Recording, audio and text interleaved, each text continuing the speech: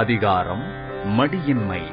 நெடுநீர் மறவி மடித்துயில் நான்கும் கெடுநீரார் காமக்கலம். விரைந்து செய்ய வேண்டியதை காலம் தாழ்த்திச் செய்தல், செய்ய வேண்டியவற்றை மறந்து விடுதல், சோம்பல், அளவுக்கு மீறிய தூக்கம், இவை நான்கும் கெடுகின்ற ஒருவர் விரும்பி ஏறும் படகுகளாகும். வணக்கம். மக்கள் யார்பக்கம் நிகழ்ச்சியின் சிறப்பு தொகுப்பை வழங்குவதற்காக ஸ்ரீமராட்சி. மக்கள் யார்பக்கம் நிகழ்ச்சியில தினந்தோறும் தமிழக அரசியல் சூழல் பற்றியும் மக்கள் மனநிலையை பிரதிபலிக்கும் கருத்து கணிப்புகளை வெளியிட்டு அது தொடர்பான விவாதங்களை நடத்திட்டு வரோம். இன்றைய நிகழ்ச்சியில தமிழகத்துல வன்முறை அரசியல் பற்றின கேள்விக்கு மக்களுடைய மனநிலை என்னங்கறத பிரதிபலிக்கும் கருத்து கணிப்பையும் பார்க்க போறோம். இது தவிர மு.க. ஸ்டாலினோட கொளத்தூர் தொகுதி மக்களின் மனநிலை என்ன, பாமகவோட அரசியல் பலம் என்ன போன்ற பல விஷயங்களை பார்க்க போறோம். அதுக்கு முன்னாடி அரசியல் பிரமுகர்களோட ஒரு சில பரபரப்பான கருத்துக்களை இப்ப பார்க்கலாம்.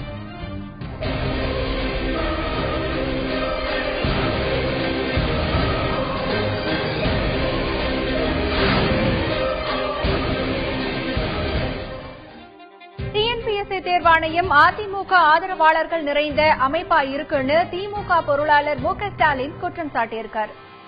அதிமுகவுடைய வழக்கறிஞர்கள் ஜெயலலிதாவுடைய சொத்து குவிப்பு வழக்கில் ஆஜராகி வாதிட்ட ஒரு வழக்கறிஞர் அதில் நியமிக்கப்பட்டிருக்கிறாரு. அரசு வழக்கறிஞர் மொத்தம் 6 பேரு. இதை ஒரு அதிமுக ஒரு பொதுக்குழுவா செயற்குழுவா ஏதோ ஒன்று சொல்லுவாங்க. அதிமுக ஒரு பொதுக்குழுவா செயற்குழுவா ஏதோ ஒன்று சொல்லுவாங்க. அது அதிமுக கூடாரமா ஆக்கிறதுக்கு முயற்சி நடக்குது. கெயில் திட்டத்தை விளைநிலங்கள் வழியா செயல்படுத்தக்கூடாதுன்னு தமிழக அரசு தாக்கல் செஞ்சிருந்த மனுவை உச்சநீதிமன்றம் தள்ளுபடி பண்ணிருச்சு. இதை பத்தி கருத்து சொன்ன வைகோ, இந்த திட்டத்தை கொண்டு வந்தது முந்தைய காங்கிரஸ் அரசுன்னு, அதை இப்ப இருக்கிற பாஜக அரசு மாத்தலன்னு குற்றம் சாட்டியிருக்காரு. 1962ஆம் வருடம் இந்த நிலங்களின் வழியாகவும் பதிக்கலாம் பொதுத்துறை நிறுவனங்களுக்கு என்று ஒரு சட்ட திருத்தத்தை கொண்டு வந்தார்கள். அதாவது petroleum minerals and minerals pipeline act, PMP act என்று சொல்வார்கள். அதில் 2012 அதற்கு ஒரு திருத்தம் கொண்டு வந்து விவசாய நிலங்கள் வழியாகவோ அல்லது தனியாருடைய எந்த இடங்களின் வழியாகவோ இந்த குழாய்கள் பதிக்கப்பட்டு செல்லுகிற போது அதற்கு ஏதாவது சேதாரம் ஏற்பட்டால் அந்த நில உடைமையாளர்கள் தான் அதற்குரிய நஷ்டத்தை செய்ய வேண்டும் என்பது விசாரிக்காமலே தண்டிக்கின்ற ஒரு கொடூரமான திட்டமாகும். நில உடைமையாளர்கள் தான் அதற்குரிய நஷ்டத்தை செய்ய வேண்டும் என்பது விசாரிக்காமலே தண்டிக்கின்ற ஒரு கொடூரமான திட்டமாகும். இந்த திட்டத்தை கொண்டு வந்தது அப்பொழுது ஐக்கிய முற்போக்கு கூட்டணி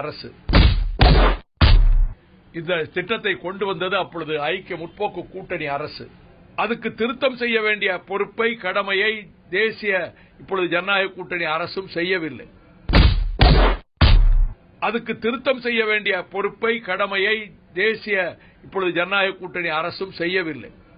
திமுக கூட தேமுதிக இணைஞ்சா அதோட எதிர்காலம் பிரகாசமா இருக்காதுன்னு விடுதலை சிறுத்தைகள் கட்சி தலைவர் திருமாவளவன் கருத்து தெரிவிச்சிருக்கார். திரு விஜயகாந்த் அவர்களுக்கும் திரு வாசன் அவர்களுக்கும் மக்கள் நல கூட்டணியின் சார்பில் விடுக்கப்பட்ட அழைப்பு அப்படியே இருக்கிறது.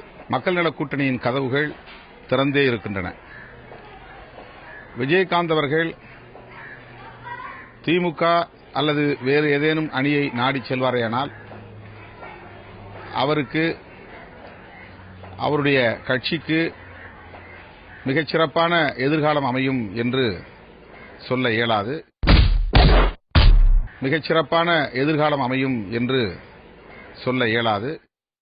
நாங்க தான் ஆட்சிக்கு வரணும்னு ஒவ்வொரு கட்சி பிரமுகர்களும் சொல்றது இயல்புதான். ஆனா அதுக்கு அவங்க என்ன காரணம் சொல்றாங்க, வாங்க பார்க்கலாம்.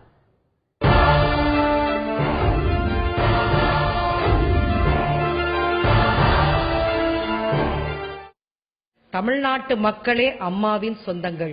இரவு பகல் பாராது தன்னை மெழுகுவர்த்தியாக உருக்கிக் கொண்டு தமிழ்நாட்டு மக்கள் நன்றாக வர வேண்டும் என்பதற்காக, தமிழ்நாடு முன்னோடி மாநிலமாக வர வேண்டும் என்பதற்காக அனைத்து திட்டங்களையும் செவ்வனே செய்து வருகிறார். எதிர்காலத்திலும் புரட்சித் தலைவி அம்மா அவர்கள் ஆட்சிக்கு வருவார்கள். மக்கள் 234 தொகுதிகளிலும் வெற்றி தருவார்கள். மீண்டும் அம்மா அரியணை ஏறி மக்களுக்கு வாரி வாரி திட்டங்களை தருவார்கள். திராவிட முன்னேற்ற கழகம் 2014 ஆட்சிக்கு வந்தால் தளபதி அவர்கள் நமக்கு நாமே பயணத்தில் சொல்லியதெல்லாம் பொதுமக்கள் பிரச்சனையாக இருந்தாலும் சரி, அரசு ஊழியர் பிரச்சனையாக இருந்தாலும் சரி, வியாபாரிகள் பிரச்சனையாக இருந்தாலும் அத்தனையும் தீர்க்கப்படும் என்று உத்தரவாதம் அளித்திருக்கிறார்கள். அதற்காக திராவிட முன்னேற்ற கழகம் ஆட்சிக்கு வர வேண்டும். ஊழல் என்பது உயர்மட்டத்திலிருந்து அடிமட்டம் வரையிலும் புறையோடி போயிருக்கக்கூடிய ஒரு நிலைமையை நம்ம பார்க்கிறோம். ஆகவே இது குறித்த ஒரு அரசியல் உறுதிப்பாடு என்பது இன்றைக்கு தேவைப்படுகிறது. ஊழல் மூலமாக, அதிகாரத்தின் மூலமாக சொத்து சேர்க்கப்பட்டிருப்பவர்களுடைய சொத்துக்கள் எல்லாம் பறிமுதல் செய்யப்படும் என்கிற ஒரு அறிவிப்பு என்பது, ஒரு திட்டம் என்பது இன்றைக்கு குறைந்தபட்ச செயல் திட்டத்தில் இடம்பெற்றிருக்கிறது. மக்கள் நல கூட்டணி ஆட்சிக்கு வந்தால் கட்டாயமாக ஊழல் மூலமாக சேர்க்கப்பட்டிருக்கக்கூடிய மக்களது சொத்துக்கள் என்பது பறிமுதல் செய்யப்படும்.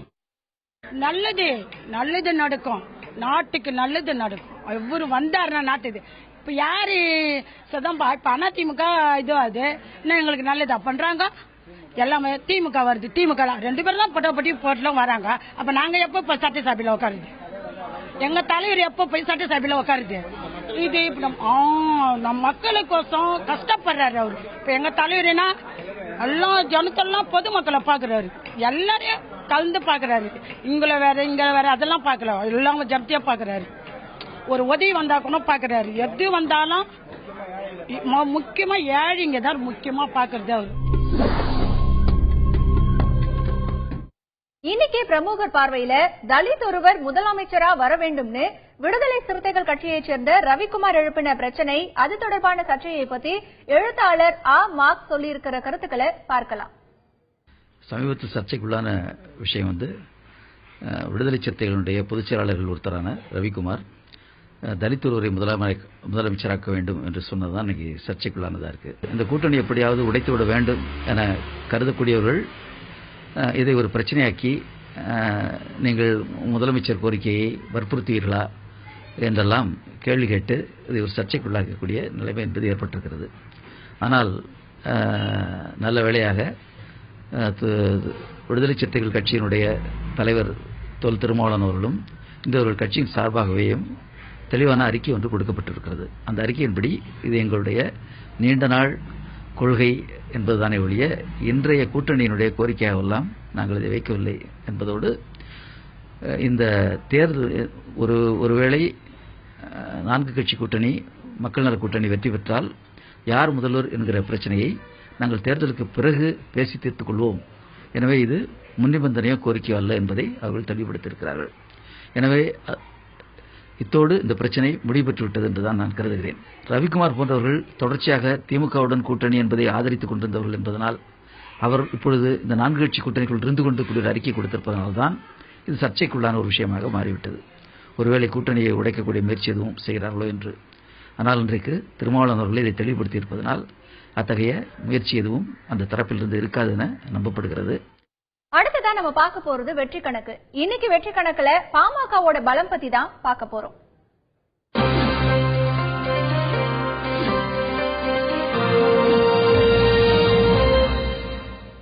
பாட்டாளி மக்கள் கட்சி கடந்த தேர்தல்களில் வாங்கிய வாக்கு சதவீதம் பற்றிய ஒரு தொகுப்பை இப்ப பார்க்கலாம். பாட்டாளி மக்கள் கட்சியின் தேர்தல் பயணம் 1989 தொடங்கியது. பின்னர் 1991 நடைபெற்ற சட்டப்பேரவைத் தேர்தலில் பாமக யானை சின்னத்தில் தனித்து போட்டியிட்டது. அதில் பன்ருட்டி ராமச்சந்திரன் தனது சொந்த தொகுதியில் வெற்றி பெற்றார். அந்த தேர்தலில் பாட்டாளி மக்கள் கட்சி பெற்ற வாக்கு சதவீதம் 5.89. 1996 நடைபெற்ற சட்டமன்ற தேர்தலில் பாட்டாளி மக்கள் கட்சி வாழப்பாடி ராமமூர்த்தியின் திவாரி காங்கிரஸ் என்ற கட்சியுடன் கூட்டணி சேர்ந்து 4 இடங்களில் வெற்றி பெற்றது. அந்த தேர்தலில் பாமகவின் வாக்கு சதவீதம் 7.61 உயர்ந்தது. அதன் பின்னர் 1998 நடைபெற்ற நாடாளுமன்ற தேர்தலில் அதிமுகவுடன் கூட்டணி சேர்ந்து 4 இடங்களில் வென்றது பாமக. 2001 அதிமுகவுடன் கூட்டணி அமைத்து 27 தொகுதிகளில் போட்டியிட்டது பாமக. இதில் 20 தொகுதிகளில் வெற்றி பெற்றது. இருப்பினும் வாக்கு சதவீதம் 5.6 குறைந்தது. அதன் பின்னர் 2006 சட்டப்பேரவை தேர்தலில் திமுக கூட்டணியில் 31 தொகுதிகளில் போட்டியிட்டு 18 தொகுதிகளில் வெற்றி பெற்றது. அந்த தேர்தலில் இந்த கட்சியின் வாக்கு சதவீதம் 5.65 நீடித்தது. கடந்த 2009 ஆண்டு நாடாளுமன்ற மக்களவைத் தேர்தலில் அதிமுக தலைமையிலான 3வது அணியுடன் கூட்டணி வைத்து போட்டியிட்ட பாமக அதில் ஒரு தொகுதியில் கூட வெற்றி பெறவில்லை. என்றாலும் அதன் வாக்கு சதவீதம் 6.4 உயர்ந்தது. பின்னர் கடந்த 2011 ஆண்டு நடைபெற்ற சட்டமன்ற தேர்தலில் திமுக கூட்டணியில் 30 இடங்களில் போட்டியிட்டு 3 இடங்களில் வென்றது பாமக. அந்த தேர்தலில் அதன் வாக்கு சதவீதம் 5.2 இருந்தது. 2014 தேசிய ஜனநாயக கூட்டணியில் அங்கம் வகித்த பாமக ஒரு தொகுதியில் மட்டும் வென்றது. ஆனால் அதன் வாக்கு சதவீதம் 4.4 சரிந்தது. பாமக சந்தித்த தேர்தல்கள் மற்றும் பெற்ற வாக்குகள் சதவீதம் குறித்த ஒரு தொகுப்பை பார்த்தோம். பாமகவுடைய பலம் அப்படிங்கறது எப்படி இருக்கு, வர இருக்கக்கூடிய சட்டமன்ற தேர்தலில் அது என்ன மாதிரியாக எதிரொலிக்க போகிறது என்பது பற்றி இன்றைக்கு நம்ம பார்க்க போறோம். இது பற்றி விவாதிப்பதற்காக நம்முடைய அரங்கிற்கு எழுத்தாளர் திரு மதிமாறன் அவர்கள் வந்திருக்காங்க. அவர் இந்த நிகழ்ச்சிக்கு வரவேற்கிறோம். வணக்கம் திரு மதிமாறன். இன்னைக்கு இருக்கக்கூடிய ஒரு சூழ்நிலையில பாமக அப்படின்னு பார்க்கும்பொழுது 1991 சட்டப்பேரவை தேர்தலில் பாமக தனித்து போட்டியிட்ட பொழுது அது வாங்கிய வாக்கு சதவீதம் அப்படின்னு பார்த்தா 5.9%. அதுவே 2014 ஆண்டு நாடாளுமன்ற தேர்தலில் கூட்டணி அமைத்து பாமக வாங்கிய வாக்குகள் சதவீதம் என்று பார்க்கும் பொழுது 4.4% வாக்குகளை வாங்கியிருக்கு. ஆக இது தேர்தலில் எப்படி எதிரொலிக்க போகுது, கடந்த தேர்தல்களில் வாக்கு சதவீதம் எந்த அளவிற்கு சரிஞ்சிட்டு வந்திருக்கு, அதற்கான காரணம் என்ன அப்படிங்கறத பார்க்க போறோம். திரு மதிமாறன், உங்ககிட்ட இந்த கேள்வியை கேட்கிறேன். இப்போ தேர்தல் பரபரப்பு தொடங்குவதற்கு முன்பாகவே பாமகவுடைய முதலமைச்சர் வேட்பாளர் திரு அன்புமணி ராமதாஸ் தான் அப்படின்னு சொல்லி ஒரு அறிவிப்பை வெளியிட்டு அதற்கான பணிகளும் தொடங்கிடுச்சு பாமக. இன்றைக்கு தேர்தலுக்கு ஒரு 3 மாதம் இருக்கக்கூடிய நிலையிலும் கூட பிரதான கட்சிகள் இன்னும் முதலமைச்சர் வேட்பாளர் அறிவிக்கல, பல கட்சிகளும் அறிவிக்கல. அப்போ எந்த நம்பிக்கையின் அடிப்படையில பாமக முதலமைச்சர் வேட்பாளர் அறிவிச்சு அதற்கான பணிகளில் ஈடுபட்டிருக்கு நீங்க நினைக்கிறீங்க? தமிழ்நாட்டில் இப்ப ரொம்ப தயாரா 2016க்கு பிற்பாடு முதல்வர் ஆவறதுக்கு மொத்தம் 234 முதல்வர்கள் இப்ப தயாரா இருக்கிறாங்க பேக்கேஜா. ஒரு படத்துல கவுண்டமணி சொல்லுவாரு, அவன் திருந்திட்டான்னு அவனே சொன்னான் அப்படின்னு. அது மாதிரி நான் முதல்வராக இருப்பதற்கு எல்லா தகுதியும் எனக்கு இருக்குன்னு இங்க இருக்கிற முதல்வர் வேட்பாளர் இருக்கிறவங்க மட்டுமே சொல்லிட்டு இருக்காங்க திரும்ப திரும்ப. ஆனா மக்கள் யார முதல்வரா முடிவு பண்ணியிருக்கிறாங்க, யாருக்கு ஆதரிப்பாங்கன்னு பாத்தீங்கன்னா, ஒன்னு கலைஞர், இன்னொன்னு அதிமுக தலைவராக இருக்கிற அம்மா. இவங்க 2 பேரை தவிர மக்கள் வேற யாரையும் முதல்வராக இருக்கிற ஐடியா அவங்களுக்கு இருக்க போறதும் இல்ல, இருந்ததும் இல்ல. அப்ப இந்த எதிர்பார்ப்பு யாரு அடுத்து முதல்வராக வருவோம்னு சொல்றாங்கன்னு பாத்தீங்கன்னா, தன்னோட ஓட்டு சதவீதம் சிங்கிள் டிஜிட்ல இருக்கிறவங்க தான் சொல்லிக்கிட்டு இருக்காங்க. இது தேர்தல் நெருக்கத்தில் நடக்கிற கோமாளித்தனங்கள்ல ஒரு கோமாளித்தனமா தான் மக்கள் பாக்குறாங்க, அப்படிதான் பார்க்கப்படுது இது. ஆனாலும் இப்ப நீங்க ஒரு ஒரு ஒரு புள்ளிவாகம் போட்டீங்கல்ல, பாமக வாங்கின ஓட்டு லிஸ்ட். இந்த ஓட்டு லிஸ்ட்ல இதுவரைக்கும் நடந்த ஆரம்பத்திலிருந்து கடைசியா நாடாளுமன்ற தேர்தல் வரைக்கும் பாத்தீங்கன்னா எங்கேயுமே பாமக தனித்தே நிக்கல. தனித்து நிக்காம இருந்து கூட்டணியில இருந்துதான் அது ஜெயிச்சிருக்குது, தோத்து இருக்குது. நீங்க சொன்ன 5 அதுக்கு குறைவா வாங்கி இருக்கிற புள்ளி விவரங்கள் கூட கூட்டணியில் இருக்கும்போது ஓட்டு கிடைச்ச புள்ளி விவரங்கள் தானே தவிர, நீங்க பாமகவோட ஓட்டை நீங்க தனியா நின்று பாத்தீங்கன்னா இந்த 5க்கும் குறைவா தான் இருந்திருக்கும் முன்னமையே. 5.9 வாங்கியிருக்காங்க 1991. அதான் அதுவே கூட்டணியில இருக்கும்போது மற்ற கட்சிக்காரர்களும் சேர்த்து போட்ட ஓட்டோட புள்ளி விவரம் தான் அது. ஏன் பாமக ஒரு கட்சி ஏன் தனித்து நிக்க முடியல அப்படின்னு கேட்டீங்கன்னா, அதோட தோற்றம் பெரும்பாலும் ஒரு சாதி பின்னணியில் ஆரம்பிக்கப்பட்ட ஒரு கட்சி. குறிப்பா வட மாவட்டங்கள் மிக பெரும்பான்மையாக உழைக்கும் மக்களாக இருக்கிற வன்னிய சமுதாய மக்களை முன்னிறுத்தி அவர்கள் மூலமா ஆரம்பிக்கப்பட்ட கட்சி. பாமக மட்டும்தான் ஒரு சாதி அமைப்பிலான கட்சி இன்னைக்கு நம்ம சொல்ல முடியாது இல்லையா? பாமக பத்தி பேசுறதுனால பாமக அதுக்கு பிற்பாடு வந்த பல்வேறு கட்சிகள் சாதி பின்னணியில் இருக்குது.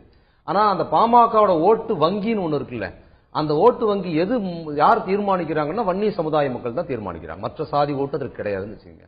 அப்ப அந்த ஓட்டு சாலிடா வாங்கணுங்கிறதுக்காக கட்டமைக்கப்பட்டு வந்த போது கூட அது எவ்வளவு தூரம் போகுமோ அவ்வளவு தூரம் போச்சு. அதுக்கு பின்னோக்கி வர்றதுக்கு என்ன காரணம் சொன்னா, அந்த கட்சிக்குள்ளாரியே ஒட்டஞ்சி அதுல இருந்து கூத்த அருள்மொழி இன்னும் நிறைய பேர் ஒவ்வொருத்தரா வெளியே போய்கிட்டே இருக்கும்போது அதோட எண்ணிக்கை குறைஞ்சிக்கிட்டே வந்தது. இப்போ சமீபமா ஒரு இந்த குறிப்பா சொல்லணும்னா விஜயகாந்த் கட்சி இருக்குல்ல, விஜயகாந்தோட கட்சி தென் மாவட்டத்தில் இல்லாம வட மாவட்டத்துல தான் அது பெரிய அளவில் செல்வாக்கு பெற்றது. குறிப்பா சரியா சொல்லணும்னா விஜயகாந்தோட கட்சி எந்த கட்சியின் மேல் கட்டப்பட்டது அப்படின்னு பாத்தீங்கன்னா, மிக குறிப்பாக பாமகவின் கட்சி மேல் தான் விஜயகாந்த் கட்சி வளர்ந்தது. மிக அதிகமாக பாமக ஓட்டு போட்ட மக்கள் அதில் உறுப்பினராக இருந்தவங்க தான் விஜயகாந்த் கட்சிக்கு வந்தாங்க, அவங்க தான் மாறினாங்க. அதனால் கடந்த விஜயகாந்த் கட்சி ஆரம்பிச்ச புதுசுல டாக்டர் ராமதாஸ் அவர்கள் தொடர்ந்து விஜயகாந்துக்கு எதிராக மட்டுமே அரசியல் பண்ணியதன் காரணம் என்னன்னா, தன்னோட ஓட்டு வங்கியெல்லாம் அவர் கொண்டு போயிட்டாருங்கிறதுனால. அப்ப நீங்க உடைச்சு உள்ள வந்தீங்கன்னா பாமகவோட இன்னைக்கு நெருக்கடி எப்படி இருக்குன்னு பாத்தீங்கன்னா, பெரும்பான்மையா வந்ததுக்கு பிற்பாடு விஜயகாந்த் பெரும் ஓட்டுகளை கொண்டு போயிட்டாருங்கிறது ஒண்ணு. அதுக்கப்புறம் அது எப்படி பலவீனம் ஆயிருக்குன்னு பாத்தீங்கன்னா, தன் கட்சிக்குள்ளாரியே நிறைய பேர் வெளியே போனது. குறிப்பா வேல்முருகன் பன்ருட்டி பகுதிகளில் இருந்து அவர் ஒரு பெரிய கும்பலோட அவர் தனியா அந்த சாதி மக்களை பின்னணியை வச்சு அவர் கட்சி உருவாக்கி இருக்கிறார். இப்ப இன்னைக்கு சூழல்ல பாத்தீங்கன்னா கடைசியா வாங்கி இருக்கிற 5, 4 அதுக்கும் குறைவா தான் அவங்க இருக்கிறதுக்கு வாய்ப்பு இருக்கு. 4.4 அதுக்கும் தனியா நின்னாங்கன்னா இந்த புள்ளி விவரம் கற்பனை பண்ண முடியாத அளவுக்கு ரொம்ப குறைஞ்சு போறது இருக்கக்கூடிய சூழ்நிலையில இந்த சட்டமன்ற தேர்தலில் பாமக தனித்து போட்டியிடும், எங்களுடைய தலைமையில கூட்டணிக்கு வருபவர்கள் வரலாம் அப்படின்னு சொல்லியிருக்காங்க. பாமகவோட இந்த நிலைப்பாடு குறித்து உங்களுக்கு இந்த பாமகவின் இந்த நிலைப்பாட்டுல பாமகவே இருக்காது.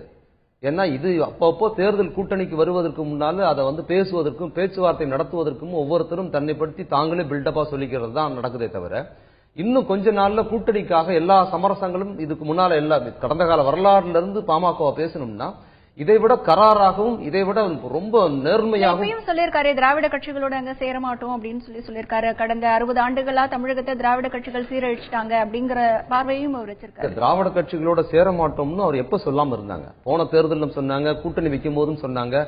மிக மோசமான உதாரணங்கள் சொல்லி எல்லாம் கூட அவர் சொன்னதுக்கு பிற்பாடு சேர்ந்தும் இருக்கிறாரு. அதனால அவரோட ஸ்டேட்மெண்ட், அவர் சொல்ற வாக்கை அவரே கேட்கலங்கும் போது அதை பெரிய விவாதமா எடுத்து பேசுற அளவுக்கு அது முக்கியத்துவம். நிலைப்பாடு மாறும் அப்படின்னு நிலைப்பாடு நிச்சயம் மாறும். ஏன்னா ஓட்டு குறிப்பாக தர்மபுரி இன்னும் சில பகுதிகளில் தான் இருக்குது. இப்ப என்ன விஷயமா பாமக கட்டமைக்குதுன்னு பாத்தீங்கன்னா, அது முழுக்க வன்னியர் ஓட்டுகளை நம்பி இருக்குது. மற்ற சாதிக்காரர்கள் குறிப்பா சாதி சிஸ்டம் எப்படி இருக்குன்னு பாத்தீங்கன்னா, ஒரு சாதி கட்டமைப்பு வந்தாச்சுன்னா தனக்கு மேல் உள்ள ஜாதிக்காரங்கள் தனக்கு கீழ் உள்ள ஜாதிக்காரங்களுக்கு ஜாதி கட்சியா இருந்தால் ஓட்டு போட மாட்டாங்க. குறிப்பா தலித் சமூகம் பாமக தலித் மக்களுக்கு எதிராக இருக்குதுங்கிறதுனால தலித் மக்கள் ஓட்டு போட மாட்டாங்கிறது மட்டும் இல்ல, அதற்கு மேல் வன்னியர்களுக்கு மேல் இருக்கிற வேறு சாதிக்காரர்கள், ஒரு நாயுடு, முதலியார், செட்டியார், இவர்கள் கூட பாமக ஓட்டு போட மாட்டாங்க. இப்படிதான் இருக்குது. அப்ப பாமகவோட ஓட்டு என்பது வரையறுக்கப்பட்டதா இருக்குது அந்த சாதிக்குள்ள மட்டும். அந்த சாதிக்குள்ள இருக்கிறவங்கள பெரும்பான்மை வேறு கட்சிகள் இருக்கிறாங்கும் போது அந்த ஓட்டு ரொம்ப குறைவான எண்ணிக்கையில தான் இருக்குது.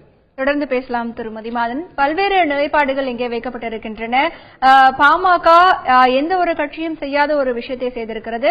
அதாவது தேர்தல் பரபரப்பு தொடங்குவதற்கு முன்னதாகவே முதலமைச்சர் வேட்பாளரை அறிவித்து பல்வேறு பணிகளை மேற்கொண்டு வந்திருக்கிறது. அதே சூழ்நிலையில் இந்த வர இருக்கக்கூடிய சட்டமன்ற தேர்தலில் தனித்து போட்டியிடுவோம், எங்களுடைய தலைமையில் கூட்டணி அமைப்பவர்கள் வரலாம் என்கின்ற அறிவிப்பையும் வெளியிட்டிருக்கிறது. இந்த நிலைப்பாடு எப்படிப்பட்டதாக இருக்க போகிறது, அது தேர்தல் வரை இருக்குமா என்பது குறித்து பொறுத்திருந்துதான் நாம் பார்க்க வேண்டும்.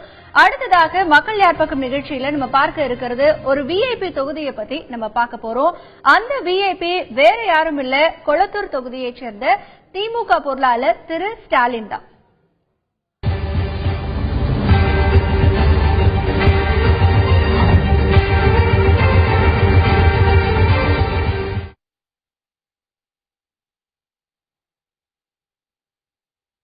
மக்கள் யார் பக்கம் நிகழ்ச்சியில கொளத்தூர் தொகுதியைச் சேர்ந்த திரு ஸ்டாலின் என்ன மாதிரியான வாக்குறுதிகள் எல்லாம் கொடுத்தாரு, இப்போ அந்த தொகுதியில் இருக்கக்கூடிய நிலை எல்லாம் என்ன அப்படிங்கறத இப்ப நம்ம பார்க்கலாம். இந்த பகுதியில ஒரு 17 அரசு பள்ளிகளும் ஒரு 19 தனியார் பள்ளிகளும் இருக்கு. அரசு பள்ளிகள் பெயரளவுக்கு தான் இருக்க தவிர தனியார் பள்ளிகள் தான் இங்க எல்லாத்தையும் ஆட்சி பண்ணிட்டு இருக்குது. இங்க அதாவது பார்த்தா டெபாசிட் யூகேஜி எல்கேஜி போனா கூட டெபாசிட் கட்டணும், 3 லட்சம் கட்டணும், 4 லட்சம் கொடுக்கணுன்ற அளவுக்கு தான் இங்க இருக்குது. அது அதாவது வாழ்க்கையை அர்ப்பணிச்சு குழந்தைகளை படிக்க வைக்கின்ற ஒரு அவலமான நிலை இங்க இருக்கு. இவங்க இந்த கடந்த திமுக ஆட்சி காலத்துல அவங்க கிட்ட நாம பல கோரிக்கைகளை நாங்க வச்சிருக்கோம் ஆபக்கிரமி சம்பந்தமா. அப்ப அவங்க சொன்னது என்னன்னா, நாங்கள் இருக்கிற வரைக்கும், கடைசி தொண்டன் இருக்கிற வரைக்கும் ஒரு பிடி மண்ணு கூட இந்த ஏரியாவில இருந்து யாரும் ஆக்கிரமிக்க முடியாதுன்னு சொன்னாங்க. ஆனா இன்னைக்கு அதிமுக திமுக 2 கட்சிகளுடைய செயல்பாடுகள் அந்த அதிகாரிகள் உட்பட அவங்களுடைய துணையோடு நடந்த விஷயம் என்னன்னா, ஆக்கிரமிக்காமல் ஒரு பிடி மண்ணு கூட இந்த பகுதியில் இருக்கல இல்லன்றதான் அடையாளப்படுத்த முடியும். தண்ணி வரவே மாட்டேங்குது. எங்க வீட்டு பக்கத்துல எல்லாம் கேன் மட்டும் கொண்டு வச்சிருக்காவளே தவிர எந்த ஒரு பிரச்சனையும் அதில் செய்யவில்லை. ஏன்னா ஸ்கூலுக்கு போனீங்கன்னா தனியார் ஸ்கூல் தான் இங்க மும்முரமா இருக்க தவிர அதுலயும் கூட நல்ல மாதிரி உள்ள தரமான ஆசிரியர்களும் இல்ல, ஒன்னும் இல்ல. இது மாதிரி தான் இங்க நடந்துட்டு இருக்கு. ஏற்கனவே இந்த ஐஏஎஸ் இதுக்குள்ள இதெல்லாம் அங்க கொண்டு வருவா அப்படி இப்படின்னு சொன்னாவ, எதுவுமே அவைய இதுவரைக்கும் நிவர்த்தி பண்ணல. சட்டமன்ற உறுப்பினர் இங்க வர்றாரா இல்லையா அது ஒண்ணுமே எங்களுக்கு தெரியல. இதெல்லாம் நீங்க வந்து கரெக்டா இதெல்லாம் மேம்படுத்தணும், டிவியில போட்டு இது பண்ணணும். அதை வந்து நாங்க எதிர்பார்க்கோம். அரசியல் வேறுபாடு இல்லாமல் திராவிடர் முன்னேற்ற கழகம், அண்ணா திராவிட முன்னேற்ற கழகம், இதற்கு இடையில பிஜேபியில் இருக்கக்கூடிய ஒரு சிலர் தான் ஆக்கிரமிப்பு பண்ணி சாமானிய மக்களுக்கு அந்த நேரத்தில் ஒரு 30 வருஷம் 35 வருஷம் 25 வருஷம் 30 வருஷத்துக்கு முன்னதாகவே 20,000 30,000 சொல்லிட்டு விலை பேசி கொடுத்துட்டு இந்த பகுதி நீங்க கட்டிக்கணும்னு சொல்றாங்க. அவங்க வந்து கட்டி இருக்கும் போது மறுபடி ஏதாவது அவங்களுக்கு கிராக்கி வந்தா அதுல ஒரு பகுதி மட்டும்தான் அவங்களுக்கு கொடுத்தோம், இந்த பகுதி உங்களுக்கு இல்லைன்னு மற்றவங்களுக்கு அதை வியாபாரம் பேசி அப்படி அவங்கள பொறுத்த வரைக்கும் எந்தவித கட்சி வேறுபாடு இல்லாம ஒன்னா சேர்ந்து கொள்ளையடிக்கக்கூடிய நிலைமை தான் குளத்தூர்ல இருக்கு. ஏரிக்கரையில ஸ்டேட் பேங்க் எதிர்க்க உள்ள சிவசக்தி நகர், மகாத்மா காந்தி நகர் ஏரியில் இருக்கு. அது வந்து அரசியல்வாதிங்க தான் வித்தாங்க. அது எல்லாருமே வாங்கிட்டாங்க, இடம் வாங்கி இருக்கு. இப்போ ஒரு 2-3 வருஷத்துக்கு முன்னாடி இடிக்கிறேன்னு சொல்லிட்டாங்க. அது கோர்ட்ல நாங்க அப்ளை பண்ணியிருக்கோம். அதுக்கு ரிசல்ட் வந்து இப்போ ஏரியெல்லாம் ஆக்கிரமிப்பு அகற்றப்படும் தான் சொல்லி ரிசல்ட் வந்துச்சு.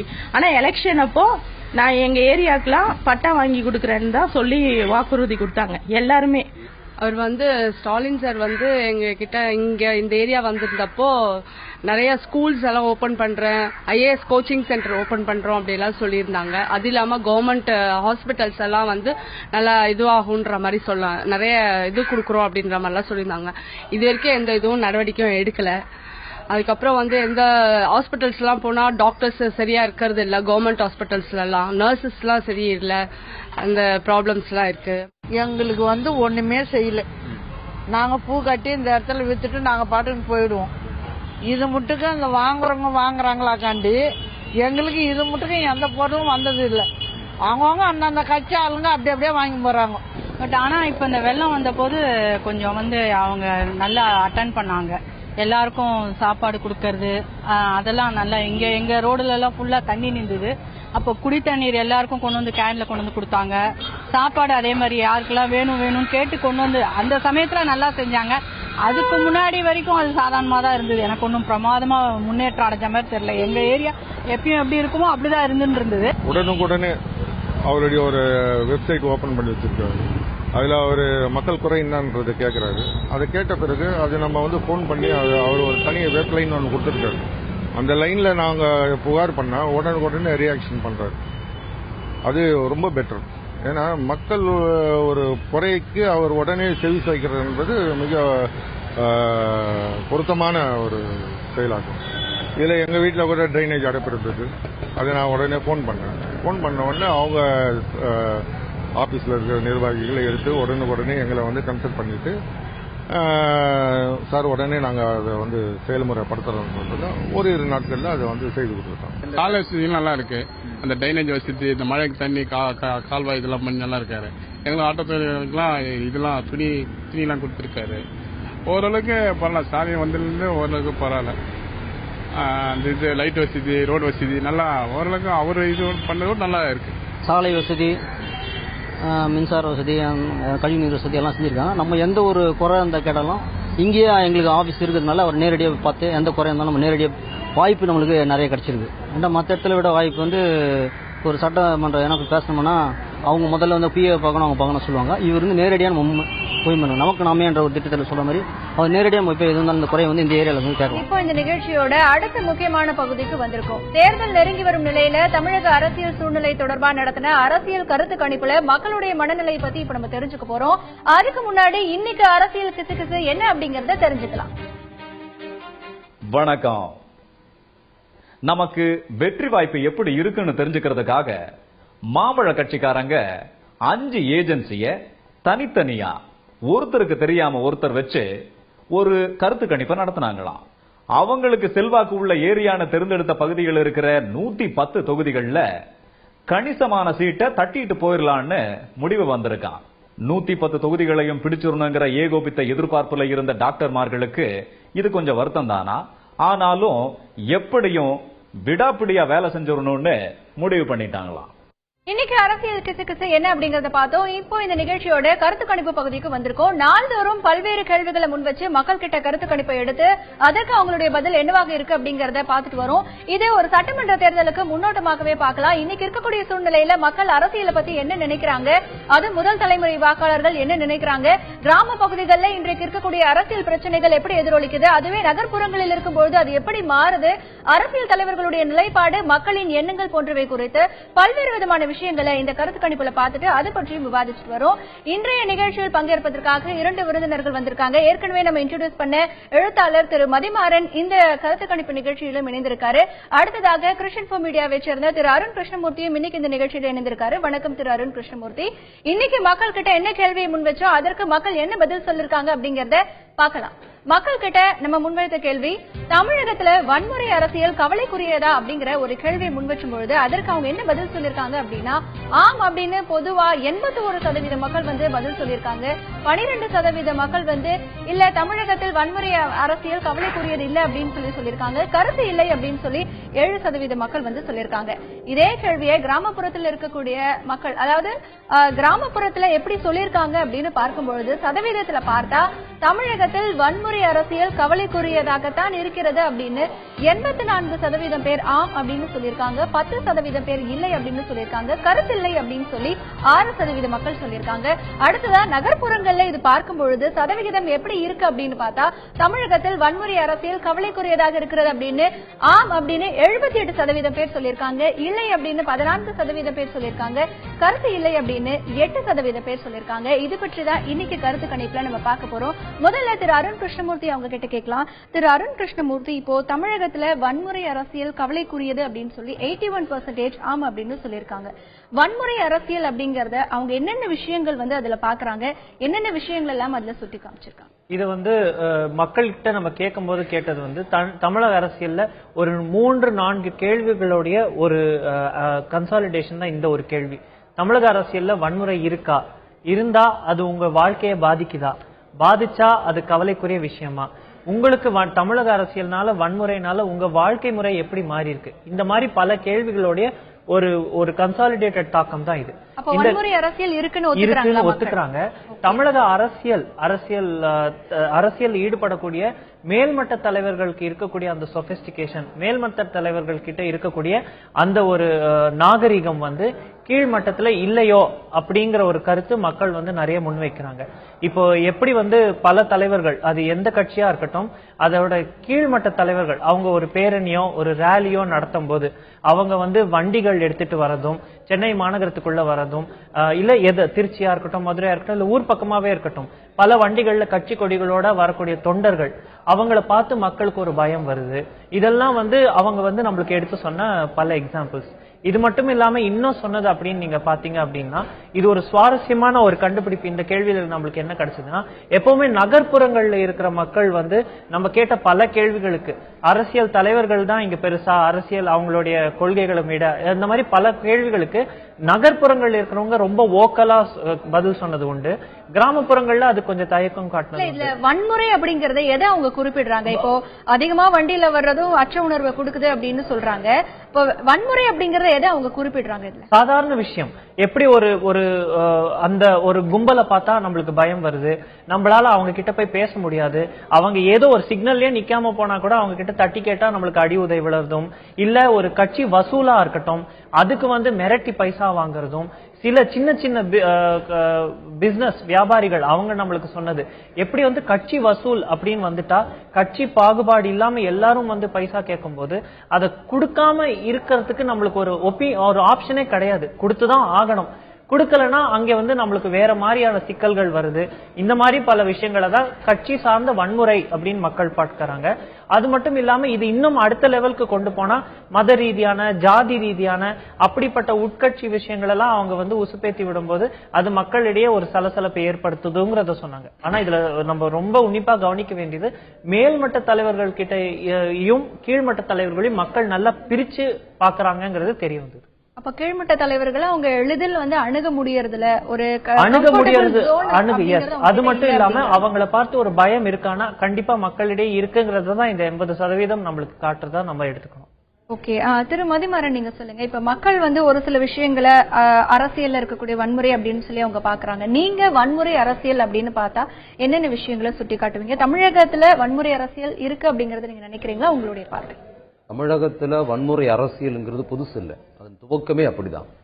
சுதந்திரத்துக்கு முன்னாலே எடுத்துக்கிட்டீங்கன்னா 1920களில் நீதி கட்சி தலைவராக இருந்த தியாகராயர் வீட்டு முன்னால போய் காங்கிரஸ்காரர்கள் வீட்டுக்குள்ள ஆளை விட்டு அடிச்சு அவரை பாதுகாக்கிறதுக்காக அவங்க துணைவியார் வந்து வெளியே வந்து தாப்பால் போட்டுட்டு அவங்க முன்னால மடிப்பிச்சை ஏந்தி என் வீட்டுக்காரர் ஒண்ணும் பண்ணாதீங்கன்னு கெஞ்சற அளவுக்கு நடந்தது. எப்போ 20ல் காங்கிரஸ்கார வன்முறை. அதுக்கு பிற்பாடு 45 அல்லது 46ன்னு நினைக்கிறேன், மதுரையிலும் ஒரு மாநாடு, பெரியார் ஒரு மாநாடு நடத்துறாரு. பெரியார் நடத்திய அந்த மாநாட்டுக்கு எதிராக பெரியாரை கொலை செய்வதற்காக காங்கிரஸ்காரர்கள் அங்கிருந்த வைத்தியநாத ஐயர் அவர் தலைமையில கிளம்பி போய் பெரியார் வீட்டை தாக்கினது மட்டும் இல்லாம சாலைகள்ல கருப்பு சட்டை போட்டு போன, கருப்பு ஜாக்கெட் அணிஞ்சு போன பெண்களை எல்லாம் ரவிக்கையெல்லாம் கிழிச்சு பெரிய வன்முறை அப்ப நடந்திருக்குது. இது எல்லாத்தை விடவும் உலகமே பார்த்து நடுங்குகிற ஒரு கொடூர கொலை வந்து இந்தியாவோட காந்தியோட படுகொலை. அப்ப வன்முறை என்பது மூர்க்கமா அதோட எக்ஸ்ட்ரீம் எவ்வளவு தூரம் போக முடியுமோ அவ்வளவு தூரம் போயிருக்கிற சமூகம் தான் தேர்தலில் இங்க இருக்கிறது. உட்கட்சி அரசியல் வன்முறை எடுத்துக்கிட்டீங்கன்னா அதுவும் மூர்க்கமா இருந்திருக்குது. சண்டையில கிளியாத சட்டை எங்க இருக்குன்னு சொல்ற மாதிரி சத்தியமூர்த்தி பவன்ல கிளியாத சட்டையே கிடையாதுன்னு சொல்லலாம். காங்கிரஸ்குள்ளார உட்கட்சி சண்டை என்பது அதோட பொது நீதி தொடர்ந்து நடக்குது. அது இன்னைக்கு எல்லா கட்சிகளிலும் நீக்கமர நடந்திருக்குது. அப்ப தமிழக அரசியல்ல அதிகாரத்தை யார் கைப்பற்றுதுங்கிறது வெவ்வேறு கட்சிகளுக்கு நடக்கிற சண்டை மட்டும் இல்ல, ஒரே கட்சிக்குள்ள யார் தலைமையை கைப்பற்றுவதுங்கிற அதிகார சண்டையும் ஒரே குடும்பத்துக்குள் நடக்கிற சண்டையும் என்பது அரசியல் சார்ந்து தொடர்ந்து நடக்கிறது தான் தமிழ் அரசியல் பண்பாடாக இருக்கு. ஓகே, இந்த வன்முறையை ஆயுதமா பயன்படுத்துறதுனால என்ன லாபம் கிடைக்குதுன்னு நீங்க நினைக்கிறீங்க? இன்றைக்கு இருக்கக்கூடிய அரசியல் இந்த வன்முறையை ஆயுதமா பயன்படுத்துவதனால் லாபம் கிடைச்சவங்க தான் தொடர்ந்து அதை செஞ்சுக்கிட்டு இருக்கிறாங்க. ஒருவரை தலைமை பதவியிலிருந்து அப்புறப்படுத்திட்டு அந்த இடத்துக்கு போகணும்னு சொன்னா முடியாது. அவர் அவர் மீது தாக்குதல் நடத்துவது அல்லது வெளியேற்றுவது அல்லது அவரோட செல்வாக்கு கூடும்போது தன்னோட செல்வாக்கு குறைஞ்சிருமோங்கிற அச்ச உணர்வின் காரணமாக இது நடக்குது. இந்த வன்முறை தேர்தல் அரசியல் ஒரு பொது நியதி. இது சாதாரண மக்கள் தேர்தல் நடக்கும்போது தண்ணி அடிச்சுட்டு சண்டை போடுறாங்கிறது மட்டுமல்ல, தலைமைகளே அப்படிதான் சண்டை போடுது. அப்ப அடையாளமா பார்க்கப்படுதா வன்முறை அரசியல் அப்படிங்கிறது? வன்முறை அரசியல் தான் அடையாளமா இருக்குது. அதோட வளர்ந்த வடிவம் தேர்தல்ல ஒருத்தருக்கு ஒருத்தர் சண்டை போட்டு எல்லாம் முடிஞ்சு தேர்ந்தெடுத்து சட்டசபைக்கு போனாங்கன்னா ஒரு எம்எல்ஏ இன்னொரு எம்எல்ஏ அடிச்சுக்கிறது, சட்டசபைக்குள் தகராறு நடப்பதற்கு கூட தேர்தலில் நடந்த தகராறின் மிச்ச சொச்சம் தான் அது. அதனால நீங்க தேர்தல்ல மட்டும் இல்ல, ஜெயிச்சதுக்கு அப்புறமும் வன்முறை நடக்குது, அது சட்டசபைக்குள்ளே நடந்திருக்குது. ஓகே, திரு அருண் கிருஷ்ணமூர்த்தி நீங்க சொல்லுங்க. இப்போ நகரங்களை விட கிராமங்கள்ல தான் அதிகமா அப்படின்னு சொல்லியிருக்காங்க. அதாவது வன்முறை அரசியல் கவலைக்குரியது அப்படின்னு சொல்லி அவங்க என்ன விஷயங்கள் எல்லாம் பதிவு பண்ணியிருக்காங்க? இந்த கேள்வி நம்ம உள்டாவா நான் பதில் சொல்றேன் பாருங்களேன். நகரத்துல அரசியல்வாதிகளும் இந்த அரசியல் கட்சிகளும் அவங்கள மக்கள் எப்படி பாக்குறாங்கிற நம்மளுக்கு இந்த கேள்விக்கு நம்ம வேற மாதிரி பதில் எதிர்பார்த்து போனோம்.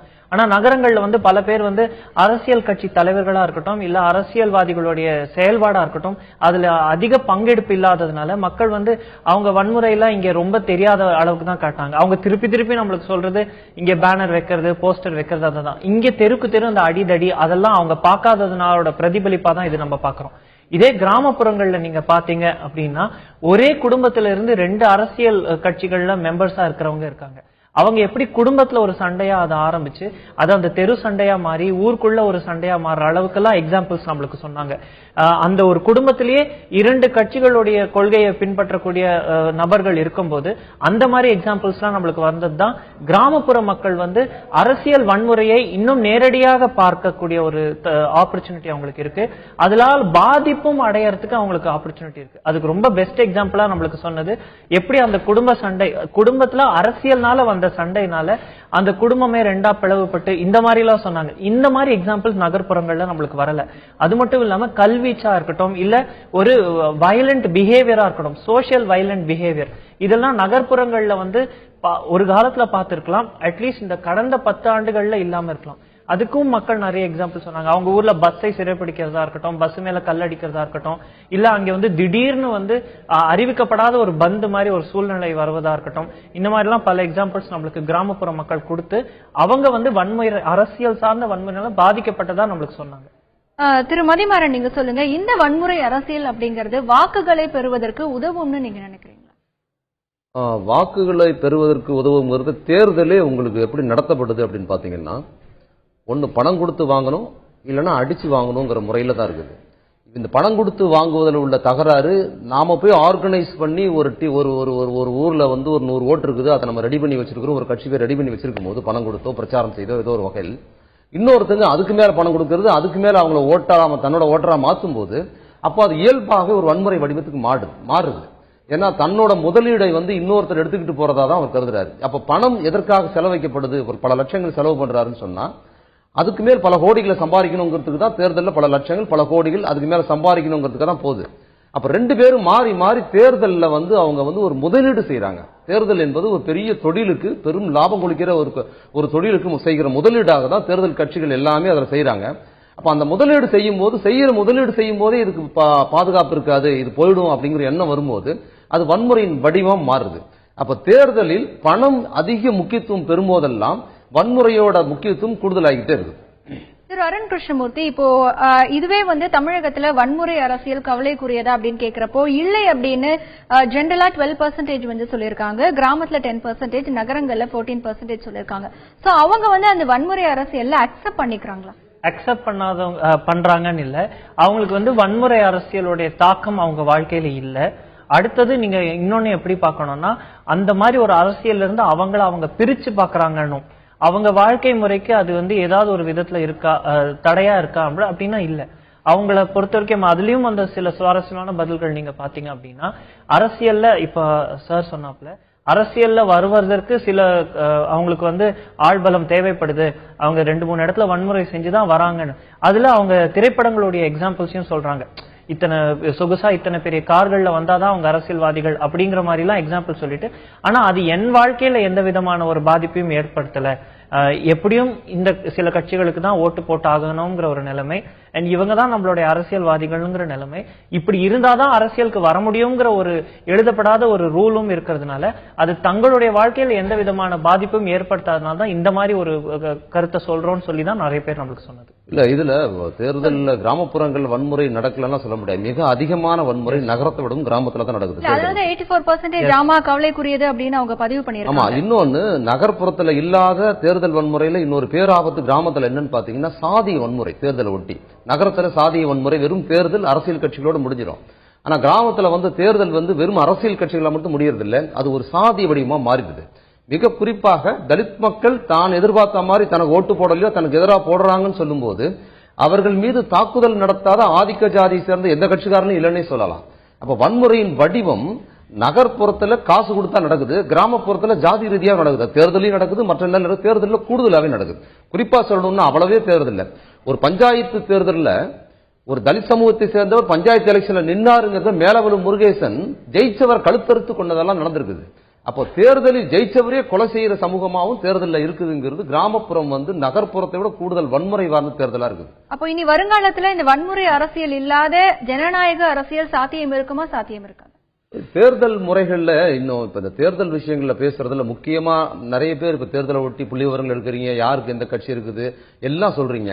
ஆனா தேர்தல் முடிந்ததுக்கு பிற்பாடு வேறு ஒரு புள்ளி விவரம் வந்து தனியா நிக்குது. அதை பத்தி முன்னால யாருமே சொல்றதும் இல்லை, அதை கணக்கில் எடுத்துக்கிறதும் இல்லை. அது என்ன புள்ளி விவரம் நடக்குதுன்னு பாத்தீங்கன்னா, ஒரு 60% இருந்து 65% தான் போல் ஆகுது ஓட்டு எலெக்ஷன்ல. மீதி 40 அல்லது 35% ஓட்டு போடாதவங்களோட எண்ணிக்கைங்கிறது சாலிடா இருக்குது. இந்த புள்ளி விவரம் போய் தேர்தலில் யார் ஜெயிப்பாங்க கணக்கெடுக்கிறவங்க யாருக்குமே வாக்களிக்க விரும்பாதவங்களை பத்தி சொல்றதே இல்லை. ஆனா அதுதான் மெஜாரிட்டியா இருக்குது. இந்த வருகிற தேர்தலில் எது அதிகமா வினையாற்றுன்னு பாத்தீங்கன்னா, இப்ப யாருக்கு மெஜாரிட்டி கிடைக்காது, எந்த கட்சியும் பெரிய செல்வாக்கு இருக்குன்னு சொல்ல முடியாது, எதற்கு இருக்கா அதற்கு தான் போகுது. ஆனா எது கை ஓங்கி வருது மக்கள் மனநிலைன்னு பாத்தீங்கன்னா, இந்த தேர்தல் முறை மீது இது மாதிரியான வன்முறை நடக்குது, காசு கொடுக்குது. போன மாசம் ஒன்னு சொல்றாரு, நேத்து ஒன்னு சொல்றாரு, காலையில ஒன்னு சொல்றாரு. ஒரு கட்சி கூட்டணிக்கு வந்து ஒரே நேரத்தில் பிஜேபி கிட்ட காலையில பேசுறாரு, மத்தியானம் காங்கிரஸ் கிட்ட பேசுறாரு. எந்த ஐடியாலஜியும் இல்லாம வெறும் லாபம், பணம், ஓட்டு, செல்வாக்குன்னு போறதை பாக்குற மக்கள் பார்க்கும்போது அவங்க என்ன மாதிரி மனோபாவம் மக்கள் மத்தியில தோணுது வளருதுன்னு பாத்தீங்கன்னா, தேர்தலுக்கு எதிரான ஒரு மனோபாவம், தேர்தலை புறக என்னடா தேர்தலுக்கு ஒவ்வொரு முறை இப்படிதான் இருக்கிற மனோபாவம் கூடுதலா இருக்குது. உங்களுடைய கருத்துக்களை பதிவு செய்ததற்கு நன்றி திரு மதிமாறன். தமிழக அரசியலை பொறுத்தவரை வன்முறை அரசியல் கவலைக்குரிய விஷயமாக பார்க்கப்படுகிறது. கிட்டத்தட்ட 81% மக்கள் கவலைக்குரிய விஷயமாகத்தான் பார்க்கப்படுகிறது. அதுவும் நகர்ப்புறங்களை விட கிராமப்புற மக்கள் அங்கே ஜாதி ரீதியிலான வன்முறைகள் அதிகமாக நடக்கக்கூடிய வாய்ப்புகள் இருப்பதாகவும் தங்களுடைய கருத்துக்களை பதிவு செய்திருக்கிறார்கள். ஆக ஜனநாயக முறையிலான தேர்தல் நடைபெற வேண்டும், ஜனநாயக ரீதியிலான அரசியல் தான் அனைத்து மக்களும் விரும்பக்கூடிய விஷயமாக பார்க்கப்படுகிறது. அதுதான் மக்களின் நிலைப்பாடாகவும் இருக்கிறது. இந்த நிகழ்ச்சியில் பங்கேற்று தங்களுடைய கருத்துக்களை முன்வைத்த திரு மதிமாறன் அவர்களுக்கும் திரு அருண் கிருஷ்ணமூர்த்தி அவர்களுக்கும் நன்றி. மீண்டும் மக்கள் யார் பக்கம் நிகழ்ச்சியில் சந்திக்கலாம். அதுவரை உங்களிடமிருந்து விடைபெறுவது ஹேமா ராகேஷ்.